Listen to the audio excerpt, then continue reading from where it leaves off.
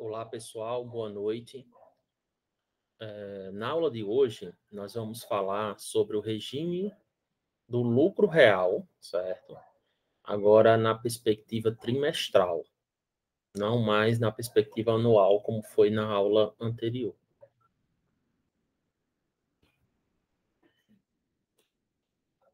Bom, nosso objetivo de aprendizagem de hoje é compreender o regime de tributação do lucro real, especificamente o lucro real trimestral, tá?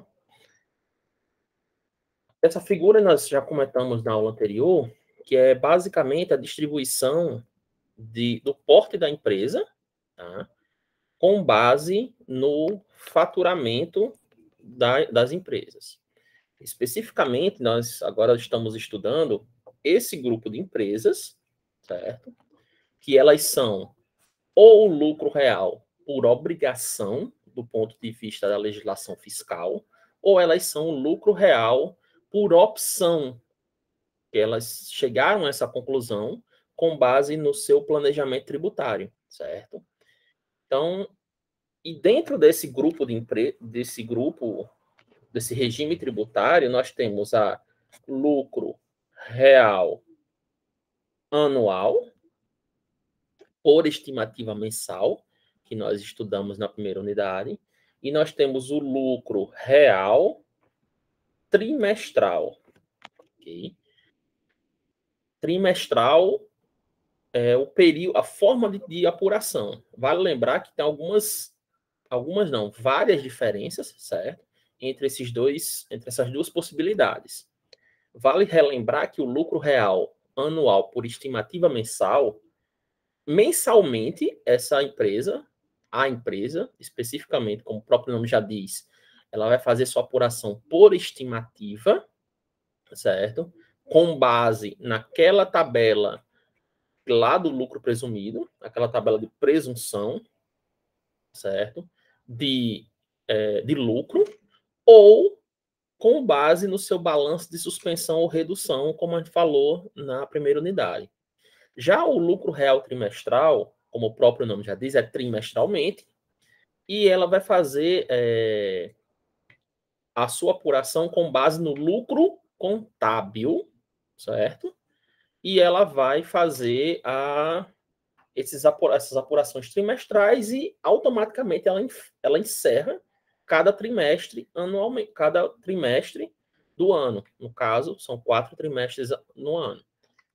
Já no lucro real anual por estimativa, além desse cálculo mensal, ao final do ano, ela vai fazer a apuração total do lucro, quanto ela deveria pagar de imposto durante o ano, e ela vai fazer as devidas compensações com o que já foi pago durante o ano. Okay?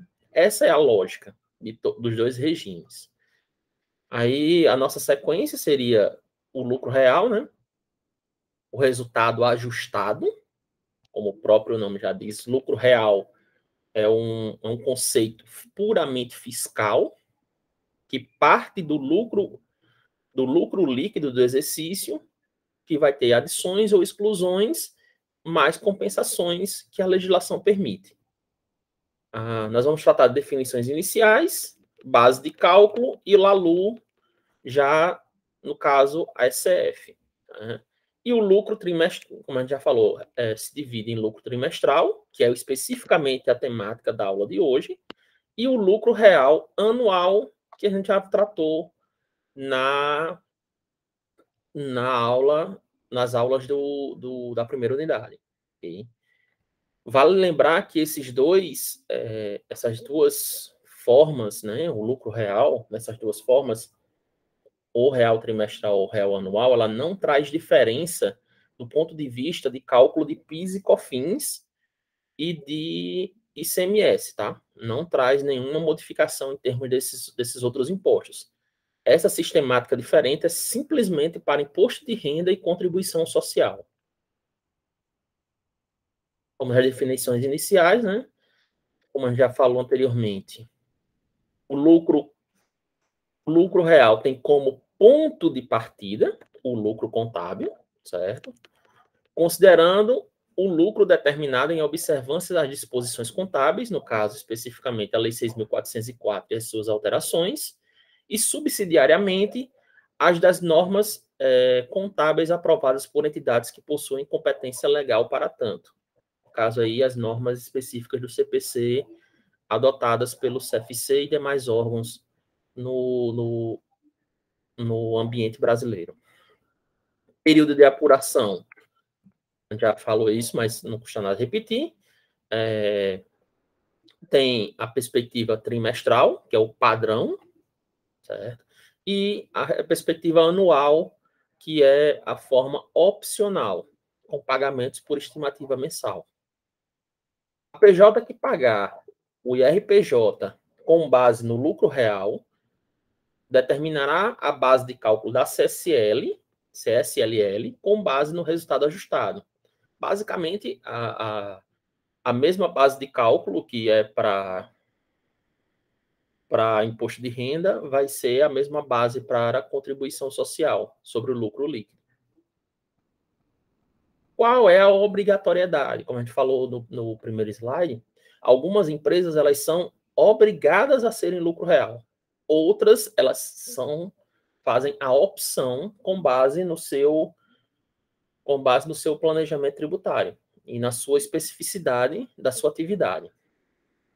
No caso, especificamente do rol de obrigatoriedades, o artigo 59 da Instrução Normativa 1700/2017, ela traz algumas possibilidades que tornam a empresa ela obrigada a ser tributada com base no lucro real. Primeiro ponto que torna a empresa obrigada a ser lucro real, a receita total. Se ela tiver uma receita total acima de 78 milhões, ou proporcionalmente 6 milhões e meio multiplicado pelo número de meses do período quando inferior a 12, ok? Se a empresa ela já está em atividade há mais tempo, considera-se 78 milhões durante o ano e acabou. No caso de empresas que elas iniciam a sua atividade dentro do ano calendário, ela vai ter um proporcional, certo? Por exemplo, a empresa que inicia suas atividades em março do ano aliás, começou suas atividades em março do ano de 2021, ela não vai ter um limite de 78 milhões de faturamento anual. Ela vai ter um proporcional, ou seja, o que seria esse proporcional? Basicamente, 78 milhões dividido por 12, que dá 6 milhões e meio. Esses 6 milhões e meio vai multiplicar pela quantidade de meses, no caso, se ela começou a partir de março a dezembro, são aí 10 meses, e ela vai multiplicar por 10, ou seja, ela pode faturar nesse ano 65 milhões. E ela vai estar enquadrada, aliás, se ela faturar acima de 65 milhões, ela vai ser obrigada a ser lucro real no ano seguinte. Certo? Se ela faturar abaixo de 65 milhões, ela vai poder fazer a opção entre lucro real ou presumido. Essa é a ideia, tá? Então, a empresa que inicia sua atividade no decorrer do ano tem essa questão do proporcional de faturamento de 6 milhões e meio multiplicado pela quantidade de meses. A segunda obrigatoriedade são empresas cujas atividades sejam bancos, certo? De investimento, de desenvolvimento, aliás, bancos comerciais de desenvolvimento e de investimento, agências de fomento, caixas econômicas, sociedades de crédito, financiamento e investimento, sociedade de crédito imobiliário, corretoras de títulos, valores mobiliários e câmbio, distribuidoras de títulos e valores mobiliários, empresas de arrendamento mercantil, cooperativas de crédito e empresas de seguro, e empresas de capitalização, entidades de previdência privada aberta. Todas essas empresas, basicamente aqui a obrigatoriedade do ponto de vista de empresas financeiras, né? Elas são, independente do faturamento anual, ela vai ser obrigada ela é obrigada a ser lucro real, ok? Então, não tem nem o que levar em consideração o valor do faturamento anual. Simplesmente, exerce alguma dessas atividades, você, independente do faturamento, você é obrigado a ser lucro real. O terceiro ponto, né? PJ que tem oferidos lucros, rendimentos ou ganhos de capital oriundos de exterior. Teve esse tipo de atividade, alguma relação com empresas de exterior, recebeu rendimento, obrigatoriamente lucro real. PJ que usa benefícios fiscais, que, aliás, que usufrua de benefícios fiscais, isenção ou redução, que é redução, não é redação, do imposto, obrigatoriamente vai ser lucro real. PJ que tem efetuado pagamento mensal pelo regime de estimativa no decorrer do ano calendário, é aquela regrinha, se você pagou durante o ano, efetuou o seu primeiro pagamento de imposto de renda com os códigos lá de lucro real, você vai ter que ser obrigado até o final do ano, ok?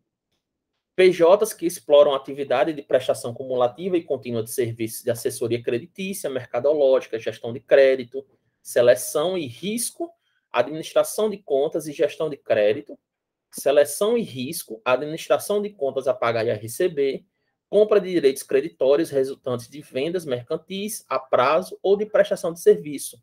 São as famosas factoring. Ou seja, também aqui está vinculado a empresas da área financeira. E PJs que exploram atividades de securitização de créditos, imobiliários, financeiros e do agronegócio. Também são obrigadas a lucro real. Finalizada essa lista de obrigatoriedades, okay, vale salientar aqui, só para reforçar, independente do faturamento, essas do 2 ao 7, certo? Do item 2 ao item 7, é independente do valor do faturamento, certo?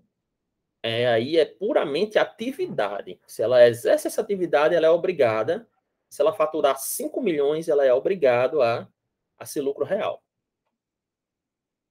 Aí, tudo bem. Com base, a gente precisa, antes de calcular, né, a gente tem que ter a noção do que seria receita bruta total, o que seria, né? O somatório da receita bruta mensal. Eu tenho que ver os rendimentos produzidos, também vão entrar para fins de cálculo do imposto de renda. Os ganhos líquidos, obtidos em operações realizadas em bolsa de valores e futuros e em mercado de balcão.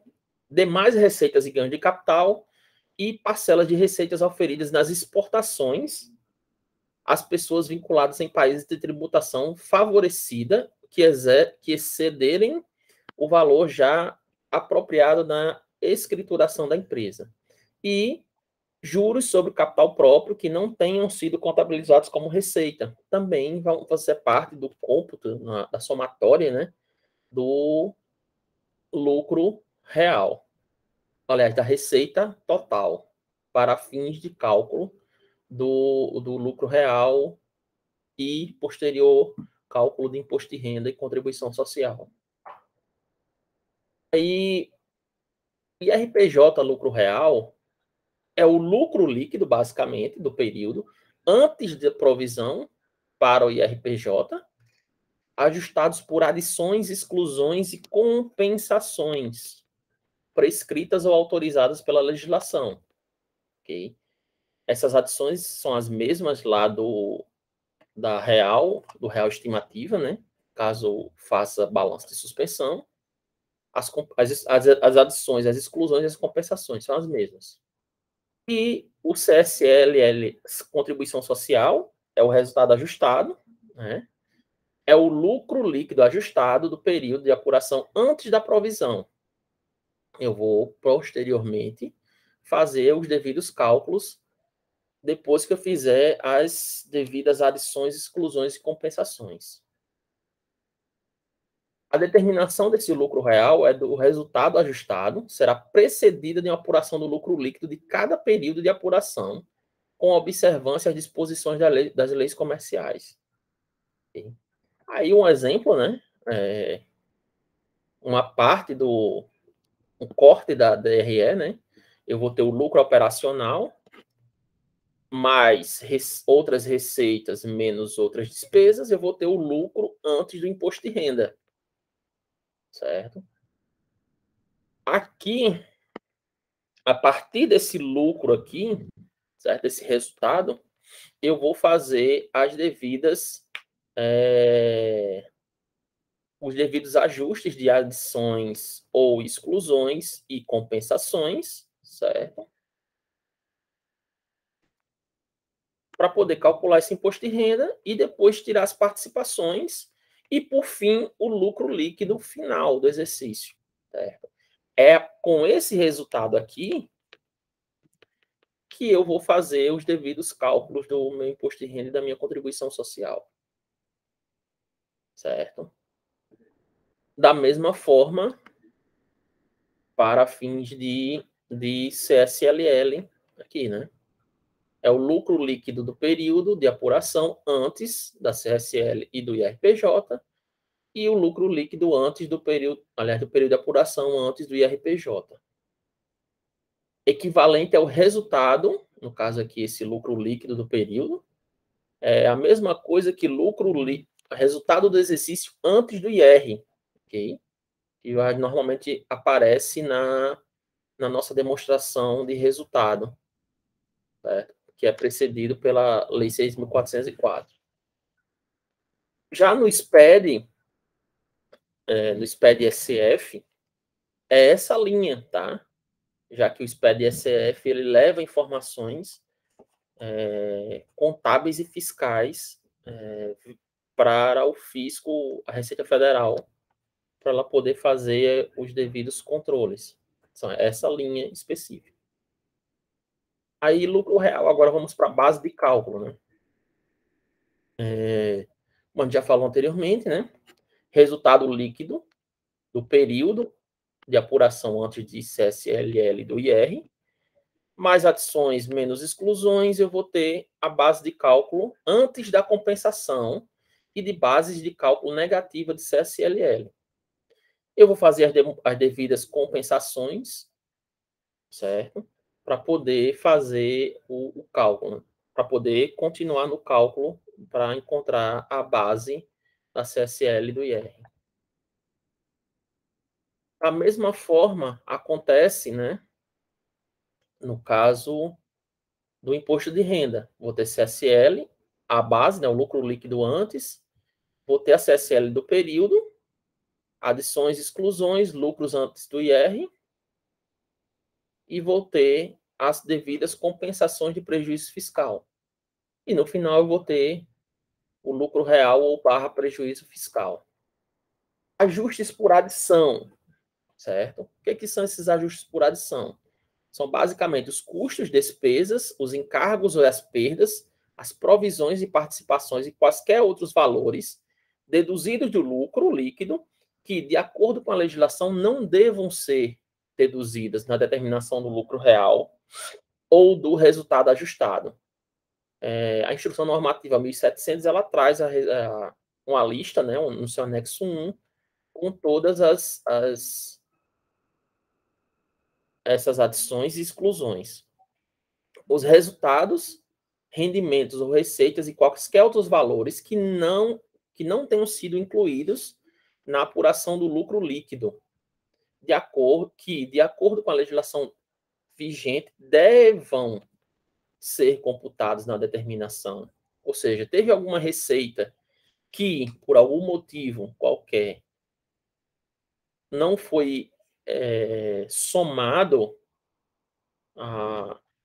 na demonstração do resultado, ela deve entrar como adição no LALO. E as exclusões? As exclusões, basicamente, são os valores cuja dedução seja autorizada pela legislação do imposto de renda e que não tenham sido computadas no lucro líquido do período. Os resultados, os rendimentos e as receitas e quaisquer outros valores incluídos na apuração de lucro líquido que, de acordo com essa legislação, não deviam. Aqui é o inverso. Foi incluído, mas não deveria fazer parte do resultado ajustado. para fins de lucro real. E os ajustes por compensação se referem unicamente ao prejuízo fiscal. No lucro real trimestral e no anual, existe a possibilidade da empresa ela se compensar dos prejuízos que ela teve em períodos anteriores, tá?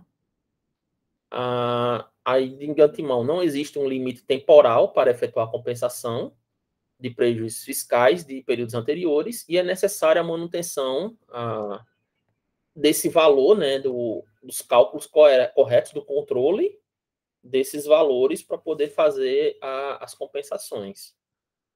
E, no entanto, não existe uma trava, ok? O que existe é, basicamente, você só pode se compensar. Aliás, no entanto, existe uma trava. Desculpa, a leitura foi errada. Existe uma trava de, no máximo, 30% do lucro líquido. Por exemplo, eu tenho um valor muito grande de prejuízo de períodos anteriores e esse trimestre a minha empresa deu lucro, certo? Eu posso me compensar desses prejuízos? Posso. Entretanto, é no máximo de 30% do lucro líquido ajustado pelas adições e exclusões, certo? Eu não posso compensar esse prejuízo todo de uma vez só, certo? A legislação é bem clara em relação a isso e ela limita esses 30%. É 30% do lucro, certo? Não é 30% do prejuízo que você teve anteriormente. E há tratamento específico para os prejuízos não operacionais e prejuízos advindos de atividade rural. É mais específico, né? E parte dessas regras se aplicam à base de cálculo negativa da CSLL. Aí, adições, exclusões e o regime de competência, né? Normalmente, nesses cálculos que a gente faz de imposto, normalmente eles levam em consideração o regime de competência, ok? Porém, a gente sabe muito bem que tem a possibilidade de se utilizar o regime de caixa. Vamos ver o que a legislação ela diz, né, em relação a essa possibilidade. Aí ele diz, basicamente, o artigo 258, ele fala que os valores que, por serem de competência de outro período de apuração, forem, para efeito de determinação do lucro real, adicionados ao lucro líquido do período de apuração ou deles excluídos, serão, na determinação do lucro real do período de apuração competente, excluídos do lucro líquido ou a ele adicionados, respectivamente. Ou seja, tem que ter um controle em relação a essa utilização. Tá? Se eu adicionei no momento errado, no período seguinte eu vou ter que fazer a exclusão. Seria um estorno, né? E se eu excluir no período 1, no período 2 eu vou ter que fazer a adição, caso eu tenha feito errado. Aí a inobservância, o regime de competência, ou seja, a inexatidão, no caso quanto ao período de apuração de escrituração de receita, rendimento, custo ou dedução ou reconhecimento de lucro somente constitui fundamento para lançamento de imposto diferente. Aliás, lançamento de imposto, diferença de imposto ou multa, se dela resultar, basicamente, a postergação do pagamento do imposto, caso eu tenha apropriado uma receita no momento errado ou deixado de apropriar. No caso, deixado de apropriar, eu vou ter uma postergação e uma redução indevida do lucro real em qualquer período de apuração. Eu vou ter que fazer os devidos ajustes para poder estar equilibrado o meu lucro, né, o meu pagamento de impostos.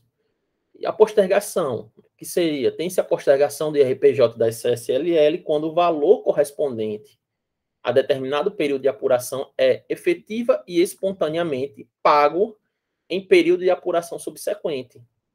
Okay? Ou seja, eu fiz um reconhecimento equivocado, aliás, um não reconhecimento de uma determinada receita naquele período, e eu fiz no período seguinte, ou seja, eu posterguei o pagamento e realizei o pagamento de forma espontânea.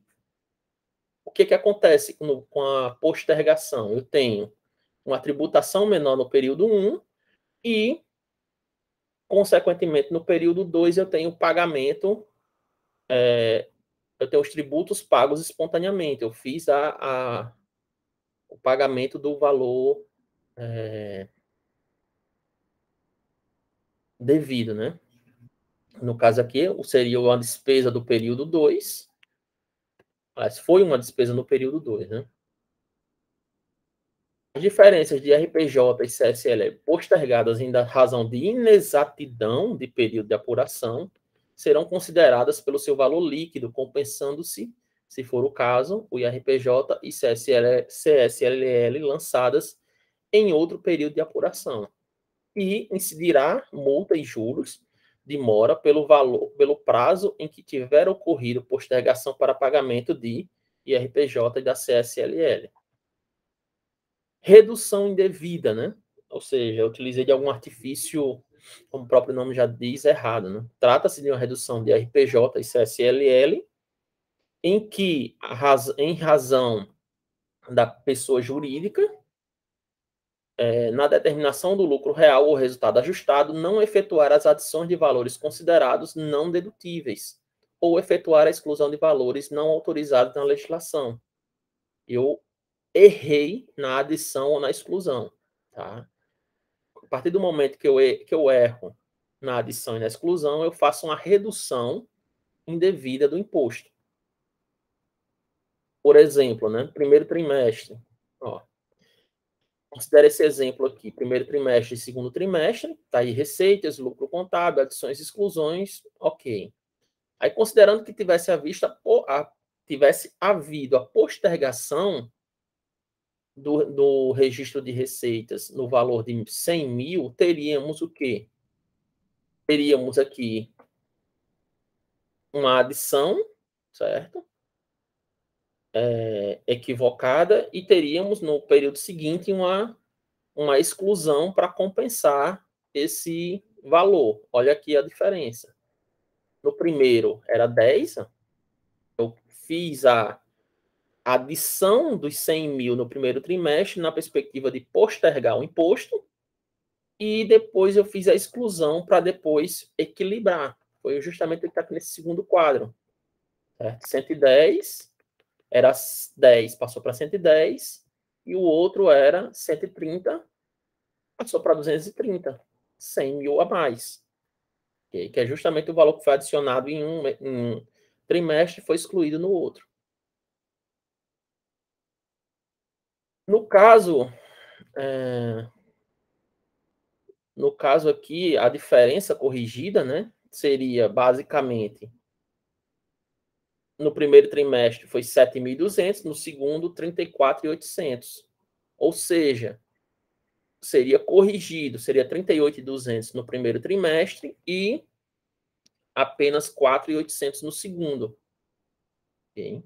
Para poder fazer o equilíbrio. No caso da apuração espontânea pela pessoa jurídica, a diferença a menor devida deveria ser paga com multa e juros de mora. No exemplo, os R$ 1.000, certo? Nesse quadro aqui que a gente acabou de colocar. Era para ser pago 31 e aqui era para ser pago apenas 30. A diferença deu R$ 1.000. Essa diferença de R$ 1.000, caso seja espontânea, né, deverá ser cobrada, né, o juros de mora, juros e multa de mora por essa postergação. Aí, no caso do lançamento de ofício, se tivesse havido pagamento, ter-se-ia a postergação, de modo que seriam devidos apenas a multa e os juros, se não pagos. Ou seja, se eu faço espontaneamente, eu deveria pagar lá no período correto os juros e multa, né?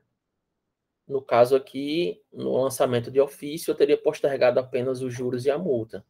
E se não tivesse havido pagamento, ou tivesse havido pagamento parcial, tinha apenas uma redução indevida em relação à parcela não paga, sendo cobrada a diferença menor mais a multa de ofício, caso venha a acontecer. Aí o livro de apuração do lucro real, okay? Seria basicamente, ele foi instituído pelo Decreto-Lei 1598 de 77, certo? Hoje em dia ele é entregue via meio digital, através da SCF, certo? Onde são basicamente mantidos o lucro líquido, os devidos ajustes, né? E a devida compensação e o devido controle desse prejuízo que a empresa tenha acumulado e que esteja se compensando futuramente. Aí, de forma integrada, as escriturações comercial e fiscal, e no item B, com a identificação de plano de contas e indicação discriminada por lançamento correspondente. A livre de apuração do lucro real e escrituração contábil fiscal SF. Para as PJs tributadas, com base no lucro real, a SF é o livro de apuração do lucro real, tá? Que trata do inciso 1º do artigo 8º do Decreto 1598. Inclusive, na aplicação de multas previstas no artigo 8º desse decreto-lei. Ou seja, com o advento da SF, houve uma substituição, certo, do bom e velho LALU pelo ele já vem contido na própria SF. Então, já diminui um trabalho, vamos dizer assim. O ELALU, ou ELAX, como é chamado, né? Instituído pela Instrução Normativa 1700 de 2017, ele diz basicamente que a pessoa jurídica, no seu artigo 310, a pessoa jurídica tributada com base no lucro real deverá escriturar o livro de apuração do lucro real, o que deverá ser entregue em meio digital. E a pessoa jurídica, tributada com base no lucro real, entre outras, as seguintes informações deverão conter na SF: os dados relativos ao ELALU, a parte A e a parte B deverão estar contidas, certo? Na parte B, os créditos, né? Os valores de adições, exclusões, baixas de saldos, os débitos também, né? As exclusões e baixa de saldos credores.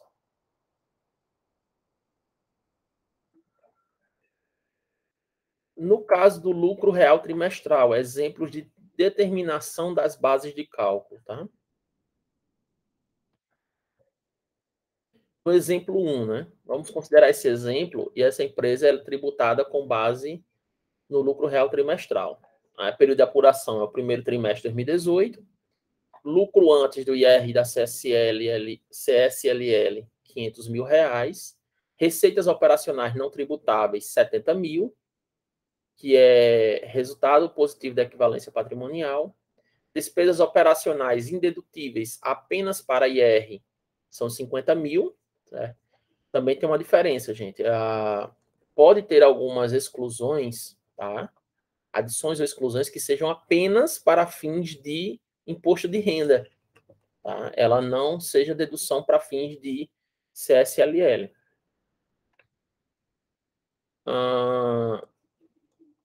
Despesas operacionais, no caso aqui 50 mil, gratificação dos administradores, resultado do período, passível de deferimento 60 mil, resultado de contratos com entidades governamentais e resultado do período anterior, cuja tributação foi diferida para o período atual, 40 mil.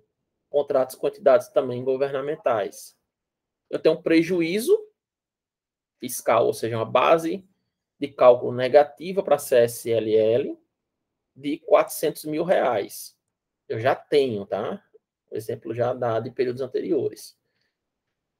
Partindo do lucro, como a gente falou, né?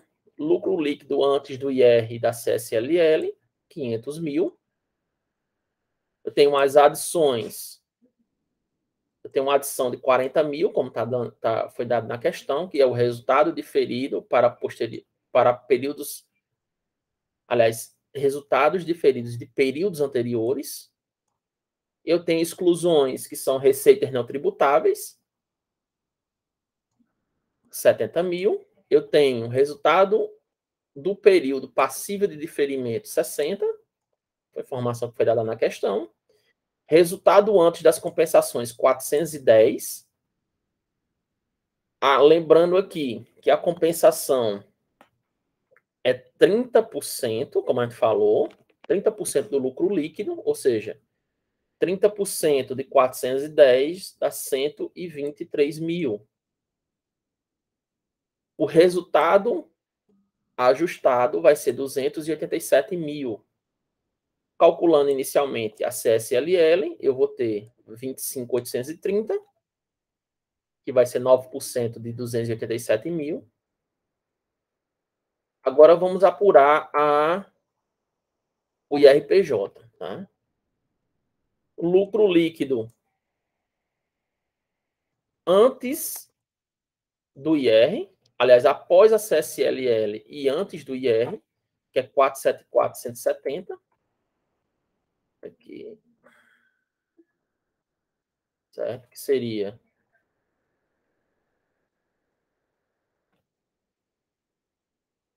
aqui. Aí as adições, eu vou ter adicionar a CSLL, que eu poderia nem fazer a partir disso, fazer direto considerando a mesma base, mas enfim, vamos nesse exemplo. Adição a CSLL eu calculei 25.830. Despesas indedutíveis, 50 mil. Resultado diferido de períodos anteriores, 40 mil. Menos exclusões, tá? No valor total de 130 mil. Aqui são os mesmos. Aqui está, aqui, ó, 70 mais 60, 130. O lucro antes da compensação do prejuízo fiscal, 460 mil. 30% de 460 mil dá 138 mil. O lucro real vai ser, o lucro real ajustado, né? 322 mil reais. Eu vou ter aí imposto de renda de 15%, certo? Aqui é o imposto de 15%. E aqui é o adicional. Lembra aquela regra do adicional. O adicional vai ser 20 mil por mês, 60 mil ao trimestre, tá? O que exceder esses 60 mil ao trimestre vai pagar a compensação, vai pagar um adicional. No caso aqui, eu tenho 322, eu vou fazer 322 menos 60 mil, e o valor resultante eu vou calcular 10%, que no caso, 322 menos 60 mil vai dar 2.600, 262 mil, no caso. Esses 262 mil, vou calcular 10%, que vai dar 26.200. Qual seria o imposto de renda total a pagar? 48.300 mais 26.200. E qual seria a contribuição social? 25.830. A gente calculou no anterior. Aqui tem um exemplo 2. Esse exemplo 2 eu vou deixar para vocês fazerem, tá? Tentarem, praticarem. E quando vocês praticarem, eu vou passar a correção. Aí, continuando a nossa aula, nós temos a apuração de IRPJ. Apuração, no caso, do imposto devido, né? Aliás, do imposto adicional devido. Após eu calcular os 15%, aquela mesma regra continua, eu tenho o imposto devido, os 15%. Após isso, eu vou ter o adicional, eu vou ter que pegar o lucro real e deduzir dele 60 mil, que é aquela regra dos 20 mil vezes 3 meses, 60 mil, 20 mil ao mês. Eu vou ter a base do adicional e a partir disso eu vou calcular o adicional de 10% e vou ter o resultado desse cálculo. Aí, o imposto devido, né? seria o imposto devido, mais os adicionais, igual ao imposto apurado com base no lucro real. Posteriormente a isso, eu vou ter a possibilidade de deduções, ok? É uma continuação. Lá a gente calculou até a gente calculou naquele quadro aqui, no exemplo 1. Deixa eu só voltar aqui para contextualizar. Só um minuto.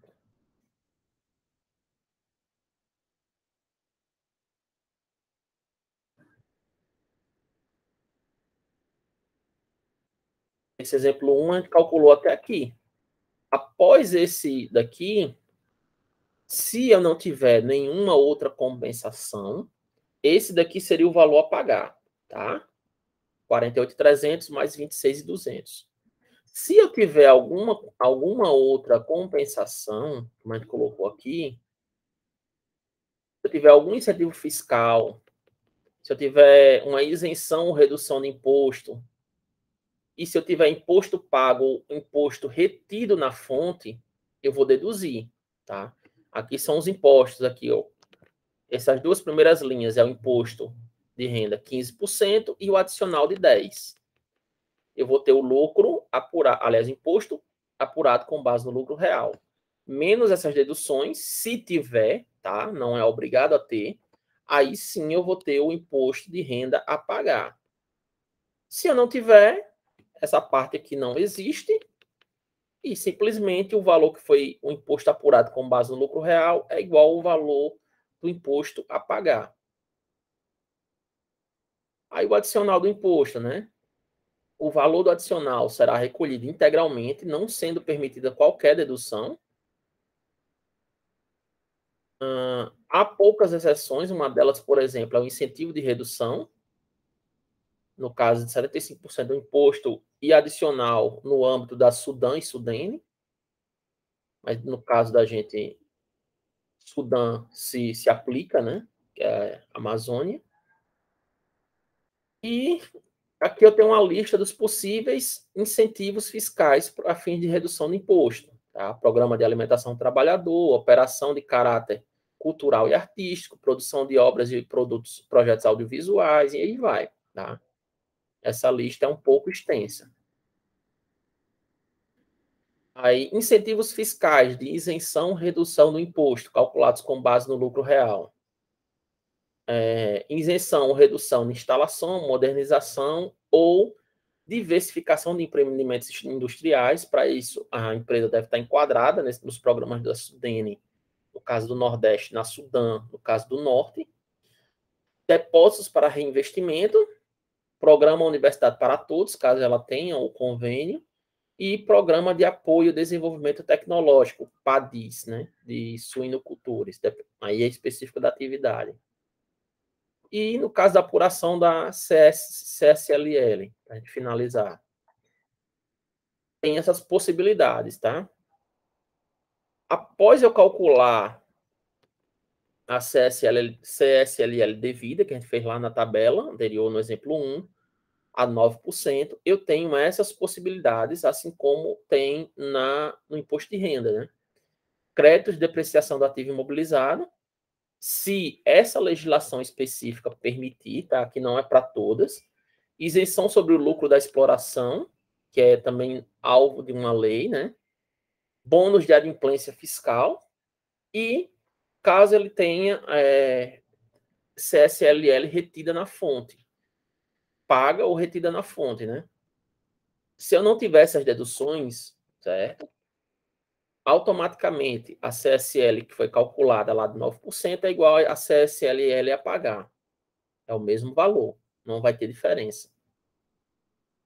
Aí pagamento do IRPJ e da contribuição social, como é que se dá, né? Cota única ou até 3 cotas, certo? Mensais. Valores abaixo de R$ 2.000 serão pagos em cota única. O valor da cota não poderá ser inferior a R$ 1.000, ok? Por isso que valores abaixo de 2.000 obrigatoriamente é cota única. Tem que ser.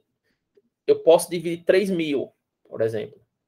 Se eu te der um imposto de 3 mil, eu posso dividir em 3 vezes, porque é no mínimo R$ 1.000 de cada parcela. Vencimento cota única, ou da primeira cota, último dia útil do mês subsequente ao trimestre. Tá? Lembrando sempre, janeiro, fevereiro, março, primeiro trimestre, abril, maio, junho, segundo, julho, agosto, setembro, terceiro, outubro, novembro e dezembro, quarto. Ok? Códigos aqui são específicos, tá? 0220 para lucro real trimestral, no caso do IRPJ, e 6012 para CSLL, com base no lucro real trimestral. Não confunda os códigos, tá? Para o lucro real anual são outros códigos. Então, pessoal, com isso a gente encerra a nossa aula, tá ok? Eu agradeço. Dúvidas, vocês podem entrar em contato. A gente tem um grupo, tem pelo SIGA também, tem a possibilidade de tirar dúvidas. Então, obrigado e boa noite.